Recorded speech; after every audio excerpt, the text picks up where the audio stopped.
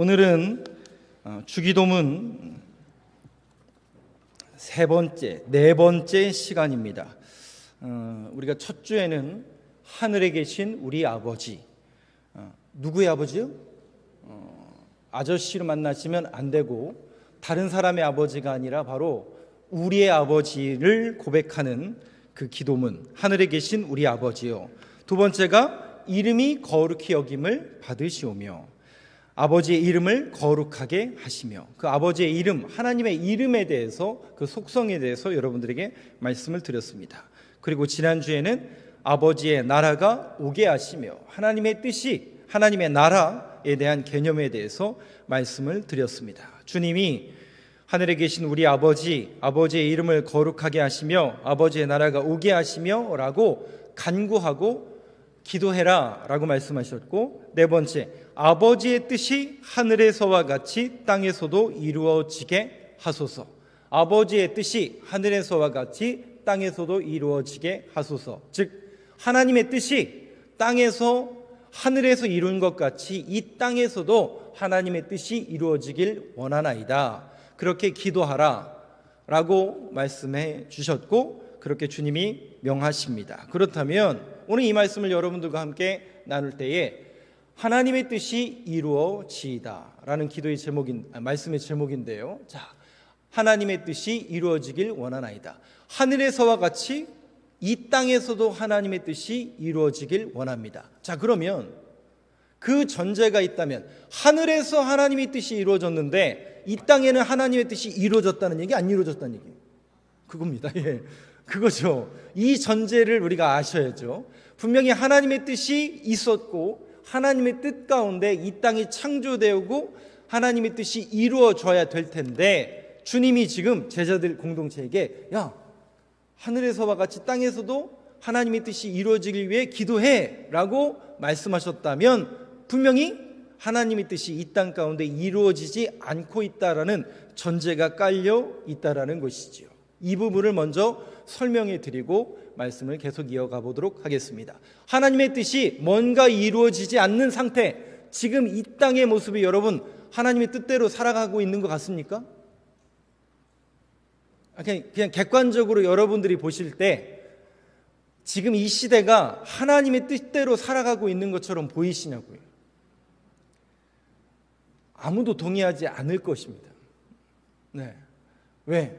하나님의 뜻보다는 자기 뜻, 또 세상의 뜻, 뭔가 이건 아니지 않나요, 여러분?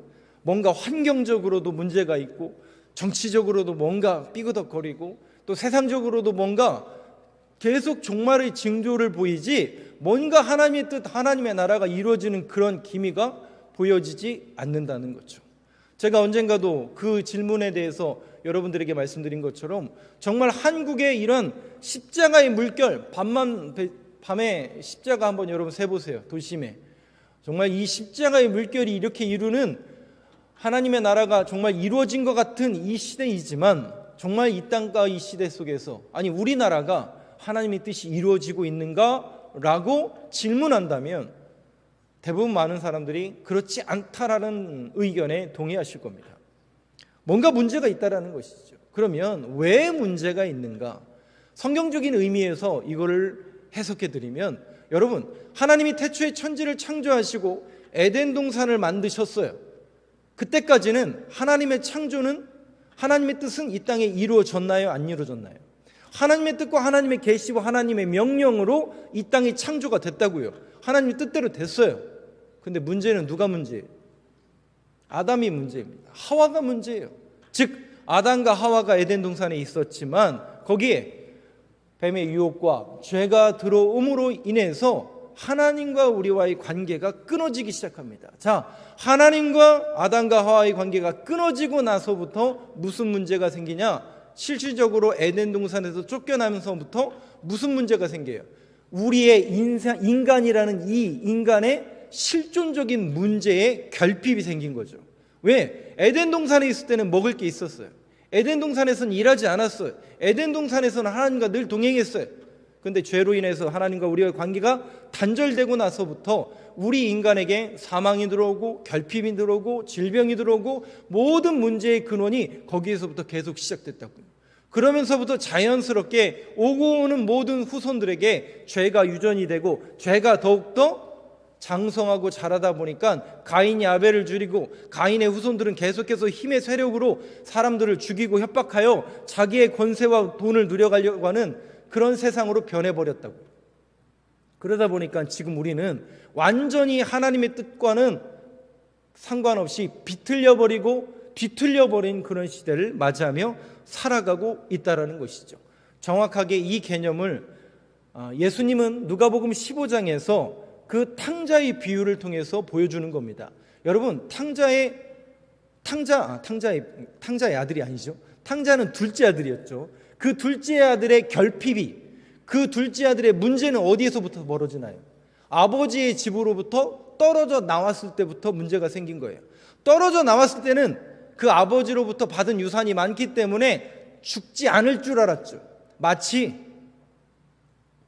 내가 아버지라는 그 원 줄기에 붙어 있었던 가지였는데 그 가지에 꽃이 폈어요. 야, 이 꽃이 너무나 이뻐서 사람이 꺾어버린 거예요.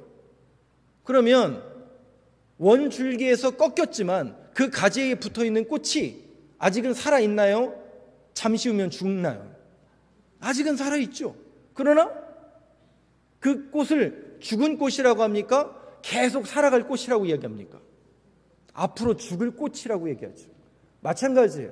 탕자가 처음에는 유산을 받고 그것을 쓰기 위해서 이웃 나라로 갔을 때는 많은 것을 이룰 줄 알았어요. 그것으로 많은 것을 할 수 있을 줄 알았어요. 그러나 그 아버지로부터 분리되는 순간 결핍이 찾아오는 거죠. 어떻게 해요? 다 낭비하고 다 버리게 되죠. 그리고 나니까 어떻게 돼요? 죽게 이르렀을 때에 누가 생각난 거예요? 주님이, 아버지가 생각난 거죠. 그러니까 그 탕자가 다시 회복되는 것은 다시 돈 벌었기 때문에 회복이 됐나요? 건강을 회복했기 때문에 회복됐나요? 아닙니다. 그 탕자가 회복되는 것은 다시 아버지께로 돌아오는 거예요. 그렇다면 오늘 저와 여러분들에게도 동일한 원리죠. 우리가 다시 그런 길에 들어섰다면 이러면 안 되지. 내가 그래도 목사인데, 내가 그래도 하나님을 믿는 사람인데 어떻게 해야 돼요? 다시 하나님 앞에 돌아오는 게 정상이고 그 사실을 가르치고 전달하고 선포하는 역할을 누가 하는 거냐면 교회가 하는 거고, 먼저 믿은 저와 여러분들이 아직도 그 사실을 모르는 이들에게 전달해야 되는 사명이 바로 우리들에게 주어져 있다는 것이죠. 자, 그런데 문제는 뭐가 문제냐? 그 결핍인지도 모르고 이 원리를 모르고 살아가는 사람들이 대부분인데, 우리 믿는 사람들은 이 결핍과 이 삶 속에 그런 신앙인으로서 삶을 살아가다 보면 자연스럽게 맞닥뜨리는 고난과 어려움을 맞이할 수 있을까요? 없을까요? 자, 이 부분 한번 생각해 보도록 하겠습니다. 베드로전서 한번 보여주시겠어요? 베드로전서 4장 19절 말씀입니다. 19절 말씀인데 같이 한번 읽어보겠습니다. 시작. 그러므로 하나님의 뜻대로 고난을 받은 자들은 또한 선을 행하는 가운데 그 영혼을 미쁘신 창조주께 의탁할지어다. 네, 말씀을 띄어놔 주세요. 베드로 기자는 뭐라고 이야기하냐면요, 하나님의 뜻대로 뭘 받는 자들은? 자, 여러분 보세요. 저와 여러분은 이제 예수를 믿는 사람입니까? 안 믿는 사람들입니까? 물어보는 제가 바보죠. 당연히 예수를 믿는 사람들이에요. 그러다 보니까 예수님의 말씀과 예수님의 뜻대로 살아가는 사람들입니까? 예수를 믿지만 여전히 세상의 뜻대로 살아가는 사람들입니까? 예수를 믿음으로 인하여 하나님의 말씀과 하나님의 뜻대로 살아가는 사람이 됐다고요. 그러다 보니까 자연스럽게 이 뒤틀려버린 세상의 가치관과 이 시대 속에서 우리가 살아가다 보니까 뭘 받을 수밖에 없어요? 부딪힐 수밖에 없어요. 부딪히다 보니까 예전에는 좋은 게 좋은 거니까 그냥 타협하면서 적당히 살아갔지만, 아니야, 이건 아니야. 그래도 목사인데 지킬 건 지켜야지. 그래도 우리 신앙인으로서 우리 교회가 가야 할 길은 가야지 라고 그 길을 걸어간다면 세상 사람들이 야, 대단하네, 야, 그래도 뭔가 다르네 이러던가요? 죄송하지만 그런 얘기를 들으려면 한참이 지나야 됩니다. 당장은 무슨 소리가 더 가깝냐면 왜 저러는 거야? 교회는 왜 그래? 꼭 그렇게만 해야 돼? 너는 왜 굳이 조직의 부정자 아니야? 이런 소리를 먼저 듣게 됩니다. 그러면 우리는 먼저 마음이 간담이 높고 어떻게 해야 될지 몰라 우리도 헤매일 때가 많이 있죠. 그런데 여러분, 베드로전서 4장 말씀 한번 다시 한번 띄워주세요. 하나님의 뜻대로 고난을 받는 자들은 또한 선을 행하는 가운데 그 영혼을 미쁘신, 이 미쁘다라는 단어가 우리 성경에 미쁘다라는 단어가 신약 성경에 나오면 전부 신실한으로 바꾸세요. 신실하신 하나님께 의탁할지어다. 결국 우리는 이제는 그렇게 살 수 없다.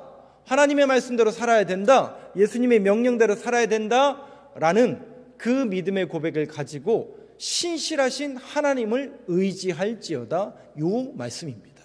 그러면서 히브리서 기자는 이 고난에 대해서 이렇게 이야기합니다. 넘겨주시죠. 히브리서 10장 36절 말씀입니다. 같이 읽겠습니다. 시작. 너희에게 인내가 필요함은 너희가 하나님의 뜻을 행한 후에 약속하신 것을 받기 위함이라. 네, 여기 보니까요, 너희에게 뭐가 필요하다고요? 하나님의 뜻대로 살아가다 보면 자연스럽게 필연적으로 하나님의 뜻을 거스르는 세상 속에서, 가치관 속에서 우리는 흔들릴 수밖에 없지만, 하나님의 말씀을 듣고 신앙인으로서 교회가 그 길을 묵묵히 걸어가려면 뭐가 필요하냐면 인내가 필요하다. 인내가 필요해요. 인내가 뭐예요, 여러분? 견뎌낼 힘, 버텨낼 힘. 사랑하는 성도 여러분, 한 주가 또 새롭게 시작되었습니다. 새롭게 시작된 이 한 주간에 우리는 어떤 사람을 만날지 모릅니다. 또 그 한 주간에 어떤 선택과 어떤 결단을 내려야 될지 어떤 분에게는 굉장히 막막할 수도 있습니다. 이것이 과연 하나님의 뜻인가? 내가 신앙인으로서 이렇게까지 해야 되나? 라고 고민하시는 분도 반드시 있을 겁니다. 사랑하는 성도 여러분에게 목사로서뿐만 아니라 성경적인 의미에서 하나님의 뜻을 이루어가는 사람으로서 여러분들에게 부탁드리고 권고드리는 것은, 여러분 신앙인으로서 잘 버틸 수 있는 한 주가 되길 간절히 소망합니다. 어떻게 해서든지 하나님의 말씀을 따르고 하나님의 그 뜻대로 살아가려고 순종하며 노력하는 저와 여러분들의 순종의 걸음걸음이 되길 간절히 소망합니다. 그런 의미에서 우리 옆에 분들에게 이렇게 권면해 주셨으면 좋겠습니다. 뭐라고 권면하시냐면요, 잘 버티시기 바랍니다. 한번 인사해 주시죠. 잘 버티시기 바랍니다. 네, 신앙인은 인내가 필요하다라고 했습니다. 하나님의 말씀이 이루어질 것이고 반드시 궁극적인 승리, 여호와 니치, 그 승리의 깃발은 반드시 우리에게 주어진다라는 사실을 믿고 저와 여러분이 새롭게 시작된 한 주간도 잘 버텨내길 간절히 소망합니다. 자, 두 번째는 오늘 이 기도문 속에서 주님이 이렇게 기도해라 라고 말씀하시면서 하나님의 뜻이 이 땅에 어떻게 된다고요? 이루어지니이다, 이루어지길 원합니다 라고 기도하라고 가르쳤어요. 자, 이 이루어진다라는 게 뭘까? 자, 이 단어를 신학자들이 분류를 했고, 이 시제 있죠, 시제. 이 단어의 시제가, 이루어진다라는 단어의 시제가 이렇습니다. 3인칭 단순 과거 수동태 명령형. 뭔 말이에요? 다시요. 3인칭 단순 과거 수동태 명령형. 이건 이제 신학자들이 이렇게 시제를 분류해 놓은 거고, 그럼 이게 뭔 얘기냐? 다른 게 아니라 바로 하나님의 뜻이 이 땅 가운데 이루어지는데, 반드시 이루어질 건데, 그 이루어지는 일을 누가 한다는 얘기예요? 하나님이 하신다는 거예요. 그리고 하나님이 예전에도 하셨고 지금도 하시고 앞으로도 계속 하나님이 하실 거라는 거예요. 자, 그러면 하나님이 이 땅에 하나님의 뜻이 이루어질 수 있도록 하나님께서 계속 일하실 거래요. 자, 그 사실을 우리가 믿죠. 그러면 정상적인 신앙인이라면 질문이 딱 들어야 되죠. 무슨 질문이 들까요? 하나님이 하늘의 뜻이 이 땅 가운데도 이루어지길 원하라고 주님은 기도하라고 얘기했는데, 아니 어차피 하나님이 하시는 거 아니? 하나님이 어차피 다 하실 거잖아요. 그럼 우린 뭐 하면 돼요? 구경만 하면 되는 거잖아요. 그렇잖아요. 얼마나 편해요. 우리 신앙인들 구경만 하면 되는 거죠. 어차피 하나님이 할 건데 우리는 이제 주님 믿습니다, 하시죠, 이러면 되는 거 아니에요? 어차피 다 하나님이 하실 건데. 이 질문이 여러분들 안에 이 안에 나와야 된다는 거죠. 하나님이 하신다라는 이 명제, 이 의미가 우리에게 어떤 의미가 있을까? 아니 어차피 하나님께서 다 하실 거면서 왜 기도하라고 하나님께서는 주님은 명령하실까? 이 부분을 우리가 한번 생각해 보자라는 것이죠. 빌립보서 2장 말씀을 한번 보여주시죠.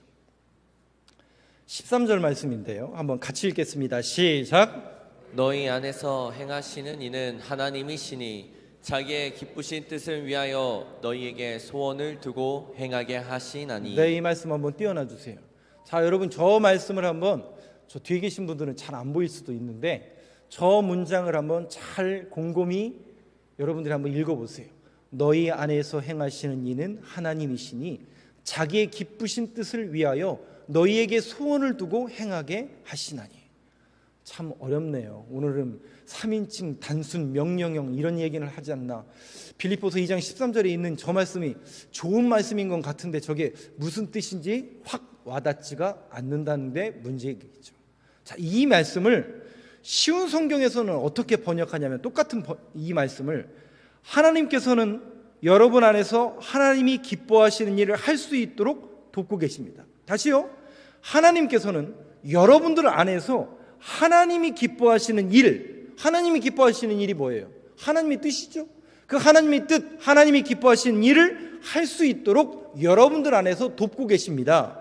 또한 하나님은 할 수 있는 능력과 힘을 공급해 주실 겁니다. 이 내용이에요. 그러면 이거예요, 바로. 하나님이 기뻐하시는 일을 하나님 혼자 하는 게 아니라 누구랑 하길 원한다는 거예요? 누구랑 하길 원한다는 거예요? 우리와 함께 하기를 원한대요. 왜요? 왜요? 이런 겁니다, 여러분. 정확하게 말하면. 여러분들이 사랑하는 사람이 있죠. 하나님은 이제 인격적인 하나님이시니까 우리하고 성정이 똑같으니까. 여러분들이 사랑하는 사람들이 다 있잖아요. 가족이 있고 남편이 있고 또 남자친구가 있고 또 애인이 있고 또 사랑하는 자녀들이 있고. 그러면 여러분들이 그 사랑하는 사람을 놔두고 다른 단체나 다른 그룹에서 어디 맛있는 걸 먹으러 갔어요. 저는 부목사 시절에 우리 성도님들이 맛있는 것을 많이 사주셔가지고 너무나 감사하게 잘 대접을 받았습니다. 그러면 그 잘 대접을 받는 상황 속에서 누가 생각나야 정상일까요? 예? 누가 생각나야 정상이에요? 1번 우리 엄마, 2번 우리 아빠. 순위를 나누면 안 되죠. 누가 생각나야 정상이에요? 제 아내가 생각나야 되고 우리 아들이 생각나야 되고 우리 부모님이 생각나야 되고 제 친구들이 생각나야 되는 게 정상입니다. 사랑하는 사람들이 생각나야 정상이라고요. 저는 이게 똑같은 원리라고 생각해요. 누가 기뻐하시는 일이에요? 하나님이 기뻐하시는 일이에요. 그러면 그 하나님이 기뻐하시는 일을 하나님 혼자 하실 수 있어요, 없어요? 있죠. 분명히 하나님 하실 수 있어요. 우리가 뭘 해서, 우리 교회가 뭘 해서 그 일이 되고 안 되고의 문제가 아니에요. 하나님은 예전에도 그랬고 지금도 그렇고 앞으로도 그렇고 하나님은 하나님의 역사를 계속 이렇게 써간다니까요. 두 라인이 있다고 말씀드렸잖아요. 하나님의 라인이 있어요. 그 하나님의 라인은 우리하고 아무 상관이 없었어요. 그냥 하나님은 예전에도 계셨고 지금도 계시고 앞으로도 가실 거예요. 그 하나님의 라인이 있다고요. 그 라인 속에 우리가 태어나요. 그래서 우리의 인생을 걸어간다고요. 그런데 이 두 간격이 같아야 돼요? 달라야 돼요? 같아야 하나님의 뜻에 합당해지는 거죠. 그런데 우리는 자꾸만 우리의 인생 속에 하나님의 인생을 끌어당겨요. 하나님의 뜻에 내 생각을 맞추는 게 아니라 내 인생 속에 하나님을 끄집어 당기죠. 그래서 안 오면 하나님 아니고 딴 데 가보고, 딴 데 간다는 건 뭐예요? 하나님 버리고 다른 신 섬기는 거고, 거기서 주면 그게 하나님이고. 근데 여러분, 성경은 우리에게 뭘 제시하냐면 아니라는 거예요. 하나님의 인생 속에, 하나님의 그 역사 속에 우리의 인생을 맞추는 것을 신앙생활이라고 합니다. 그래서 힘든 거예요, 우리 신앙생활이. 네. 내 뜻대로, 내가 하고 싶은 대로 하면 뭐든지 다 할 수 있을 것 같죠. 그리고 도움 필요하면 하나님 앞에 기도하면 되고. 그런 건가요, 하나님이? 아닙니다. 하나님은 하나님이 있어요. 그 하나님의 뜻에 우리의 생각을 맞추는 것뿐이에요. 그것을 신앙생활이라고 하고 신앙의 성숙도라고 이야기하는 겁니다. 그것이 처음에는 안 됐는데 하나님의 말씀을 읽고 기도하고 설교하고 예배드리고 하나님 앞에 우리가 신앙적으로 성숙해진다라는 것은 예전에는 하나님 내가 그렇게 못했는데 예전에는 그 하나님의 역사가 있는 줄 알면서도 그냥 끌어당겼는데 이제는 내가 하나님의 말씀과 하나님의 뜻에 순종하길 원하나이다. 그게 신앙의 성숙자들입니다. 바로 그 하나님의 뜻에 맞추다 보니까 하나님이 기뻐하시는 일을 하나님 혼자 하시는 게 아니라 하나님이 사랑하는 자녀들과 뭘 하기를 원하세요? 같이 하기를 원하시는 거예요. 왜? 하나님의 자녀이기 때문에 그래요. 예전에는 하나님하고 우리하고 아무런 상관이 없었지만 저와 여러분이 이제 성도가 됐잖아요. 하나님의 자녀가 된 거예요. 그러니까 하나님이 기뻐하시는 일을 하나님과 함께 자녀들과 하길 원하시는 하나님의 뜻을 우리가 깨달아야 된다는 거죠. 그래서 그 하나님의 일이라면, 하나님께서 기뻐하시는 일이라면 우리가 어떤 마음을 가지고 가야 돼요? 하나님, 그 일을 하나님 혼자 하실 수도 있는데 나를 부르셨군요. 그 일을 나에게 맡겨주셨군요. 그러면 여러분 자연스럽게 두 가지 반응이 나타날 수밖에 없죠. 감사가 나타날 수밖에 없습니다. 세상 저 사람이 아니라 나를 불러주셨네요. 감사합니다.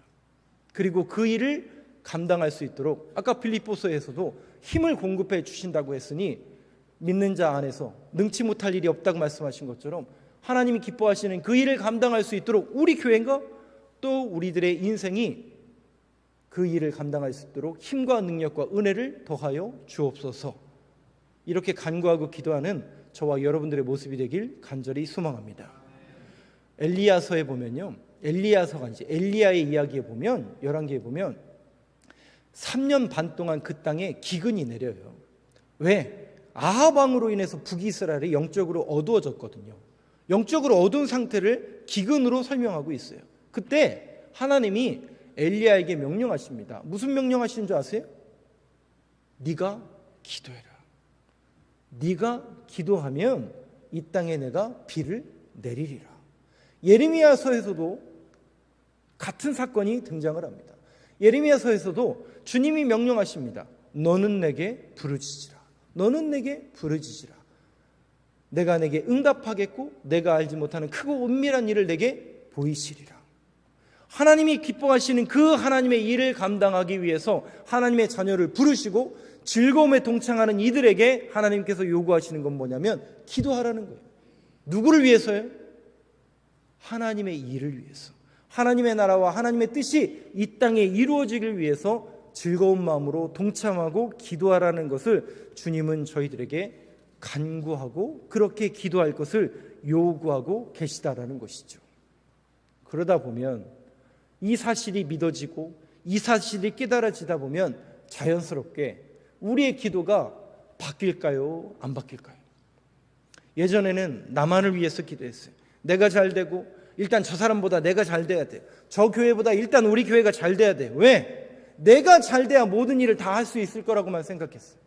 근데 하나님의 역사를 이뤄간다는 사실을 깨닫고 나니까 내 뜻에 내 자신의 하나님을 끌어당기는 게 아니라 그렇습니다. 하나님, 이 모든 것을 주관하시고 인도하시는 그 하나님의 역사가 있으니 거기에 내 뜻을 맞추겠습니다. 그 순종과 결단과 믿음의 걸음이 바로 저와 여러분들의 기도와 간구가 될 수밖에 없다라는 사실입니다. 그러니 우리의 기도가 변할 수밖에 없죠. 예전에는 나만을 위해서 기도했는데 내 것만을 위해서 기도했는데 이제는 하나님 것, 하나님의 뜻, 하나님이 기뻐하시는 일이 그 일이라면 내가 즐거움으로 참여할 것이고 기쁨으로 동참할 수 있는 믿음의 고백을 허락하여 주시옵소서 라고 기도하는 모습이 바로 우리들의 모습이 되어야 한다라는 것입니다. 마지막으로 그렇다면 우리가 한 걸음 조금 더 이 부분에 대해서 생각해 볼 때 그러면 하나님의 뜻이 뭘까? 이 땅에 하늘에서 하나님의 뜻이 이루어진 것처럼 이 땅에도 하나님의 뜻이 이루어지길 간구하나이다 라고 주님이 기도하라고 그랬는데 그러면 그 하나님의 뜻이 뭘까? 우리가 신약 성경에 말씀하고 있는 하나님의 뜻, 예수님의 뜻 요한복음 4장 34절 한번 보여주시죠. 한번 같이 한번 읽겠습니다. 시작. 예수께서 이르시되 나의 양식은 나를 보내신 이의 뜻을 행하며 그의 일을 온전히 이루는 이것이니라. 네, 여기 보니까 예수님이 뭐라고 말씀하세요? 나의 양식은, 양식이라는 건 뭐예요? 외부로부터 내게 들어오는 에너지 공급원이죠. 그 힘으로 사는 겁니다. 여러분들에게 양식은 뭡니까? 여러분들의 양식, 그게 어찌 보면 그것만 그 힘으로 살아내는 거예요. 그 힘으로 살아내는 거예요. 저는 새롭게 시작된 이 한 주간도 저와 여러분들의 양식이 그 주님이었으면 좋겠어요. 그래서 막 그 주님만 생각하면 힘이 나고, 주님만 생각하면 교회 가고 싶고, 기도하고 싶고, 말씀 읽고 싶고, 정말 그랬으면 좋겠습니다. 그것은 비단 여러분뿐만 아니라 저도 정말 그랬으면 좋겠어요. 이것이 우리의 양식이 되어야 된다는 거예요. 근데 여러분 한번 생각해 보세요. 저도 똑같습니다. 여러분들하고 성정이. 한때는 제가 개인적으로 좋아했던 게 많습니다. 저는 개인적으로 운동을 굉장히 좋아하는 정도가 아니라 광팬입니다. 저는 하나에 빠지면 그 무리에서 1등이 될 때까지 무조건 그것만 해요. 그래서 제가 안 합니다. 처음부터. 왜냐하면 처음부터 거기에 빠지면 그냥 그 무리에서 1등 될 때까지는 그것만 하기 때문에 그렇습니다. 그러니 굉장히 위험하죠, 제가. 만약에 제가 도박에 빠지면 도박에만 빠지고, 게임에 빠지면 게임만 하고, 해야 될까요, 말아야 될까요? 하면 안 됩니다. 저는 처음부터 그냥 딱 해야 돼요. 그게 뭐냐면 힘이에요. 그것만 생각하면 힘이 나는 거예요. 거기만 생각하면 힘이 나는 거예요. 제가 예전에요, 군대에서 어디를 갔냐면 골프장을 갔어요. 군대에서 골프장을 갔습니다. 97년도인데요. 97년도엔 대한민국에 골프장이 2개, 3개 정도밖에 없을 때입니다. 근데 거기에 현대 다이너스티 골프장이라는 게 저희 부대 바로 언덕 위에 생겼어요. 소요산 밑에 있는, 동두천에 있는 그런 골프장인데, 그 골프장이 이름이 다이너스티잖아요. 지금 이름이 바뀌었는데, 그 당시에 현대자동차에서 나오는 최고급 승용차가 그거였었어요. 그러면 거기에 누가 올까요? 네? 대부분 오는 사람이 대한민국에서 최고위층만 오게 됩니다. 뭐 장성, 또 국회의원, 네, 그런 분들. 그러다 보니까 자연스럽게 그 골프장 관리를 누구한테 시키냐면 군인들한테 시키는 거예요. 근데 우리 군인된 입장에서는 뭐 골프장을 가본 적도 없고 쳐본 적도 없고 TV로 본 적도 없던 그런 시대 속에서 구경하러 가고 싶잖아요. 근데 너무나 감사하게도 청소하러 오라는 거예요. 그래서 정기적으로 한 달에 2번 정도 거기를 매일같이 매달 2번 정도 청소하러 가는 겁니다. 그러면 기쁜 마음으로 갈까요? 안 기쁜 마음으로 갈까요? 거기만 생각하면 첫 번째, 간식이 제공되잖아요. 두 번째, 그때 알았어요. 사람들이 왜 골프장을 가는지를 알았어요. 맨 마지막 홀 꼭대기에 딱 서면요, 그 언덕 끝에인데요, 그냥 저 끝에까지 300야드가 넘죠. 그냥 뻥 뚫려 있어요. 그래서 이래서 골프장을 가구나라는 것을 저는 군화 신고 군대에서 깨닫게 되었었는데, 그때 제가 알았죠. 거기만 생각하면 일주일이 그냥 시간 지나가더라고요. 여러분들에게는 그런 분도 혹시 있을지 모르겠습니다. 그게 양식이에요. 저는 정말 영의 양식인 하나님의 말씀, 하나님의 몸된 교회가 저와 여러분들에게 진정한 양식이 돼서 하나님의 교회를 볼 때마다, 성경을 읽을 때마다, 하나님을 생각할 때마다 힘이 솟게 되길 간절히 소망합니다. 그런데 주님은 나의 양식은 뭐라고요? 다시 한번 띄워주시겠어요? 34절. 나를 보내신 이의 뜻을 행하며 그의 일을 온전히 이루는 이것이라. 나를 보내신 이의 뜻. 아이고, 또 여기서 하나님의 뜻 아직 안 알려주시네요. 그러면 그게 뭘까? 요한복음 6장으로 넘어가 주세요, 목사님. 요한복음 6장 38절. 요한복음 6장 38절을 한번 띄워주시죠. 한번 같이 한번 읽겠습니다. 시작. 나의 노력과 거슬러 보내었노니 다른 사람들은 노력하였고 너희는 그들의 노력에 참여하였느니라. 39절 한번 띄워주시죠. 같이 읽겠습니다. 시작. 여자의 말이 내가 행한 모든 것을 그가 내게 말하였다 증언. 6장이에요. 6장. 네. 6장 38절 40절. 네, 준비 안 됐으면 제가 읽겠습니다, 목사님. 예. 요한복음 6장 38절 40절. 이것은 이제 수가성의 여인과 그 이후에 이야기하는 그 내용인데요. 내가 하늘에서 내려온 것은 내 뜻을 행하려 함이 아니요. 주님이 하신 말씀이에요.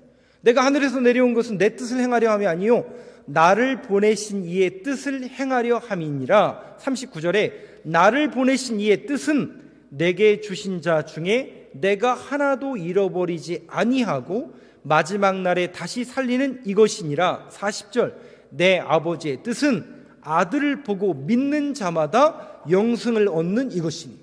다시요. 내 아버지의 뜻은 아들을 보고, 그 아들이 누구예요? 예수 그리스도죠. 그분의 말씀과 그분을 보고 믿는 자마다 뭐를 얻게 하려 하심이라? 영생을 얻게 하려 하심이라. 그렇습니다.